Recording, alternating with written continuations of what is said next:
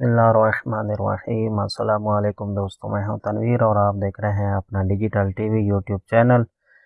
जी दोस्तों, आज की वीडियो है सऊदी अरब में रहने वाले मुकीम लोगों के लिए कि जो 14 मार्च का इंतज़ार कर रहे हैं। जैसा कि आप सबको पता है कि मार्च में 14 मार्च के बाद नया कानून आने वाला है, उसमें बहुत सारी चेंजिंग हो जाएंगी, ख़ासकर परदेसी लोगों के लिए। तो उसमें आज की जो नई अपडेट ये आई है कि इकामे के बारे में है कि आप 3 महीने, 6 महीने या 9 महीने या 12 महीने का इकामा भी लगवा सकते हैं। 3 महीने का इकामा जो बनेगा उसका फ़ायदा ख़ासकर उन लोगों को होगा कि जो छुट्टी जाना चाहते हैं, उनका इकामा थोड़ा रहता है, वो बनवा लेते हैं, या जो खरूज जाना चाहते हैं, कंपनी ऐसे करती थी कि उनका इकामा बना देती थी और इकामा बनने के बाद क्या होता था कि उनको इकामे के पैसे पे करने के पड़ते थे, उसके बाद वो खरूज जा सकते थे। तो अब ये होगा कि अगर किसी को इमरजेंसी जाना भी पड़ेगा तो वो 3 महीने का इकामा अपना बनवा के तो उसी 3 महीने के अंदर अंदर अपना जा सकता है। जो 3 महीने की कुछ फ़ीस होगी वो अपने पे करके अपने देश में जा सकता है।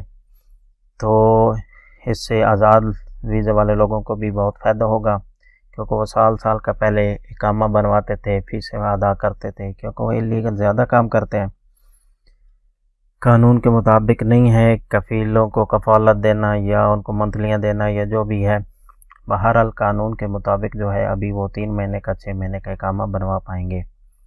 और अब सवाल ये है कि इस नए कानून में ये 3 महीना या 6 महीने वाला जो इकामा बनेगा, इससे किन लोगों को फ़ायदा नहीं होगा।